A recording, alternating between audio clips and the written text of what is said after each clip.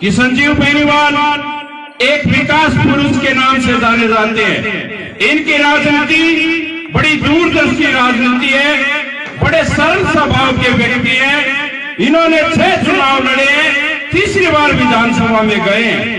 साथियों, जो भी पीछे जनप्रतिनिधि आए उन्होंने अपने हिसाब से काम किया। बात करूं मैं पिछले जनप्रतिनिधि की तो 5 साल का कार्यकाल उनका भी रहा था। हम बात करें आज स्वास्थ्य विभाग के शिलान्यास का कार्यक्रम, हम बात करें भादरा के जिला चिकित्सालय की, तो आप देख सकते हो कि विपक्ष का धर्म होता है कि सत्ता को ललकारे तब जब सत्ता पक्ष जुल्म करता है, गलत करता है, अत्याचार करता है। बलवंत पूनिया जो पीछे विधायक रहे थे, आपके कार्यकाल में शायद आपने इतना जुल्म, इतना अत्याचार किसानों पे, नौजवानों पे, छात्र पे किए, आज तक किसी जनप्रतिनिधि भादरा क्षेत्र में नहीं किए थे। मैं कहता था पहले भी, आज भी कहता हूँ, जो हिटलर की चाल चलेगा वो हिटलर की मौत मरेगा। भाजपा की जनता ने यह दिखा दिया था 1132 वोटों से आपको पटकनी थी।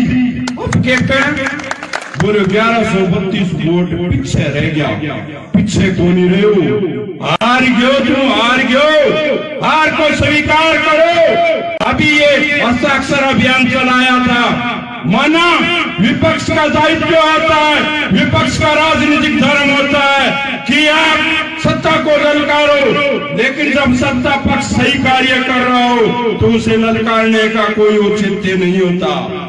आपने हस्ताक्षर अभियान की शुरुआत की, एक दिन आप गवर्नमेंट हॉस्पिटल के आगे जाके शुरुआत करा दी, फिर भाई रोजाना बढ़ेगी काम। अगले दिन मूर्ति चौक चले जाओ, उससे अगले दिन अंबेडकर चौक चले जाओ, उससे अगले दिन बस स्टैंड चले जाओ, उससे अगले दिन गांव में चले जाओ। जनता तो गांव में ही रहती है। आप रोज की रोज वहाँ हॉस्पिटल के गेट के आगे जाजम लगाते हो, भीड़ इकट्ठी करते हो। बैठा तो भीड़ा रोला तो यूं ही है, जाम यूं ही लगे रहे, लेकिन ये बात हमें पसंद नहीं है। एक दिन फिर गाड़ी में बैठे बैठे लाइव आने को बहुत शौक है, लाइव आगे बोलियो कल आऊंगा, कल देखूंगा। मैं मोबाइल में देखियो वो दूसरे दिन कोई रोचक मुकाबले हुआ, बाजू आयो, पटा खड़े हो, 10-15 मिनट बाद में बोले चलो आइसक्रीम कार्यालय।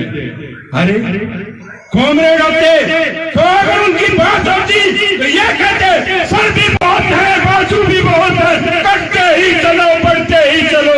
लेकिन तुम्हारी ये कायरता ये दिखाती है कि आप कॉमरेड नहीं हो, आप दामरेड हो, दामरेड। मतलब विधानसभा चुनाव लड़ियो दांती थोड़ी पार्टी बाद में हरियाणा में चुनाव आयो, बैठा जागे इन लोग इरफांगी सपोर्ट करी, वह सारा इन लोग हवेली बीजेपी में गया।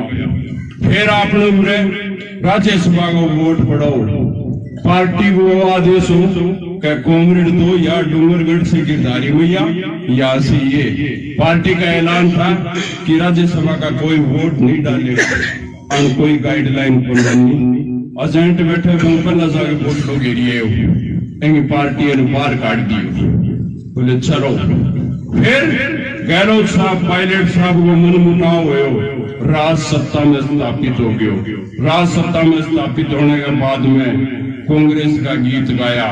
अब लालड़ो पट्टो तो ही गाले पहला कोई गाले मिले हो जब छोड़ गयो, यूं दिखे जाने कांग्रेस में हो। अब तो कांग्रेस में नया नया चेहरा होगा, जवान छोरा होगा की कोई बटनो।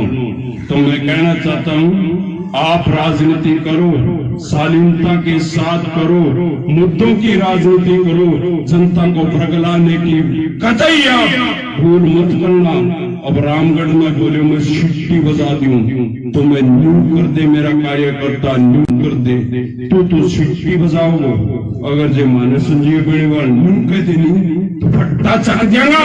याद रखना बलवान पूनिया, तुम्हारी ये गंदी राजनीति, तुम्हारी ये गंदी राजनीति की मानसिकता को हम उखाड़ फेंकने का मादा रखते।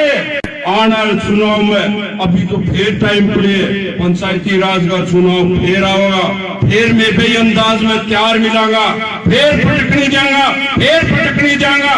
जब तक है हालत में जान तुम्हारे जुल्मों के खिलाफ, तुम्हारी गंदी राजनीति के खिलाफ हम लड़ते रहेंगे। बलवंत पुनिया, हम बार बार यही कहते आए आपसे, क्योंकि तुम्हें यहाँ तक पहुंचाने में हमारी जो भूमिका थी वो मेन भूमिका थी। तुम बेईमान हो, तुम गद्दार हो, तुम डरपोक हो। ये मैं कछुआना गांव के इस चौक में कहता हूँ, बहुत डरपोक आदमी है। मतलब कहो या तो खड़े रहो तो हॉस्पिटल का के बाजियों क्यों दे रहे, खड़े रहते आप वही। आपके पास तो फौज थी, लेकिन फौज क्या करे जब फौज का कमांडर डरपोक हो, कायर हो, तो फौज तो फिर आपको बाज नहीं। तो साथियों, ऐसा व्यक्ति आज तक हमने नहीं देखा। बड़े सरल स्वभाव के और नीतिगत व्यक्ति हैं, दूरदर्शी सोच के हैं आदरणीय संजीव जी बेनीवाल। आप उम्मीद करा कि आप दूसरों को अपना बादरा क्षेत्र के लिए और जोर जोर का काम बादरा में ले गया होगा। आई उम्मीद रखा। कछुआना गांव के तमाम लोगों का एक बार फिर अभिनंदन।